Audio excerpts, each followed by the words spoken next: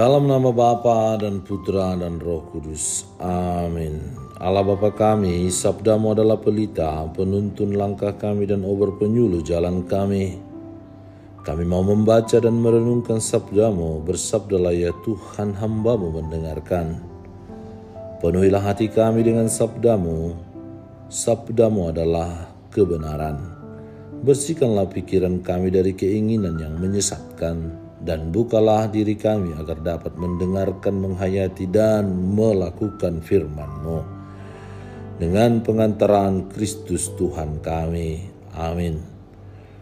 Tuhan bersamamu dan bersama rohmu. Inilah Injil suci menurut Lukas. Dimuliakanlah Tuhan.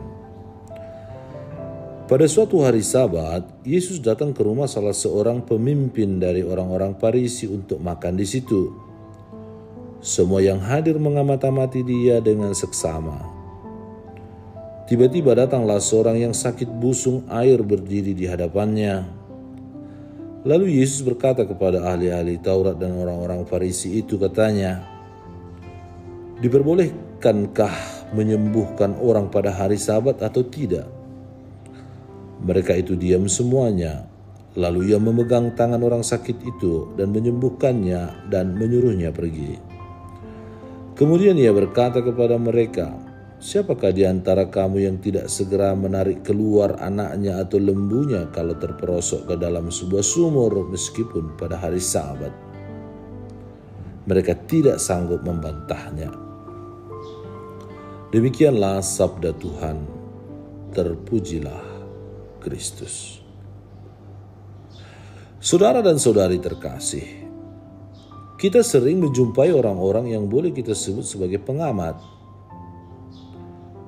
Ada pengamat liturgi, pengamat para imam, pengamat umat, pengamat tugas, dan lain-lain. Selain menjadi pengamat, mereka juga menjadi komentator terhadap setiap gerak-gerik tingkah laku tutur kata yang terjadi, entah itu baik atau buruk. Jika itu baik, akan dicari-cari titik salahnya. Jika itu buruk, mereka yang mempersalahkan dan memberi penilaian pasti negatif.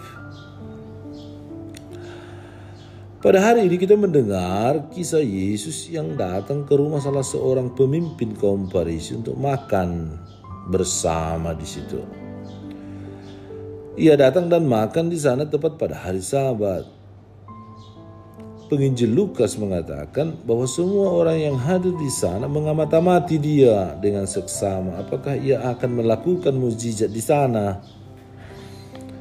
Di luar dugaan mereka, datanglah seorang yang sakit busung air di hadapannya. Yesus tidak segera menyembuhkan orang sakit itu, tapi malah mengajukan pertanyaan kepada mereka yang hadir di situ. Apakah diperbolehkan menyembuhkan orang sakit pada hari Sabat atau tidak?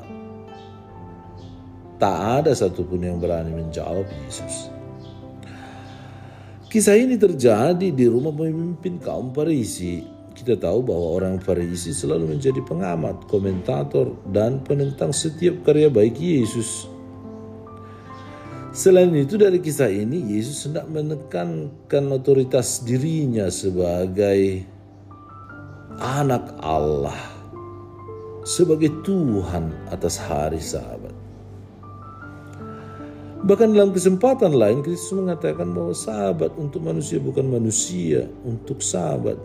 Hari Sabat hendaknya mendatangkan berkat bagi manusia, bukan sebagai beban yang harus ditaati tanpa mempertimbangkan kebutuhan manusia, hidup, martabat, nilai yang ada pada diri manusia itu sendiri. Artinya lebih penting keselamatan daripada aturan. Dalam kehidupan rohani, hendaknya setiap aturan keagamaan ataupun ketentuan liturgi bukan dijadikan sebagai beban, tetapi sebagai sarana untuk mewujudkan tata peribadatan yang baik untuk berkomunikasi dengan Allah. Maka setiap umat beriman hendaknya berupaya untuk memahami setiap ketentuan dan aturan keagamaan dengan baik yang dapat diperoleh lewat katekesi atau formasi-formasi pembinaan yang menambah pengetahuan sehingga semakin menghayati dan melakukannya dengan baik. Jika ada yang benar-benar paham, janganlah mereka menjadi pengadil atau pengamat bagi mereka yang belum begitu mengerti. Jika demikian, tidak ada bedanya kita dengan orang-orang Farisi yang hanya pandai mengamati dan mengomentari tetapi tidak memberikan contoh yang baik dalam hidup kita. Injil hari ini mau mengetengahkan, mengedepankan dan mengusahakan bahwa nilai keselamatan manusia jauh lebih penting dari sekedar aturan yang membatasi, yang menghalangi dan menjadi hambatan untuk orang-orang atau manusia untuk memperoleh keselamatan.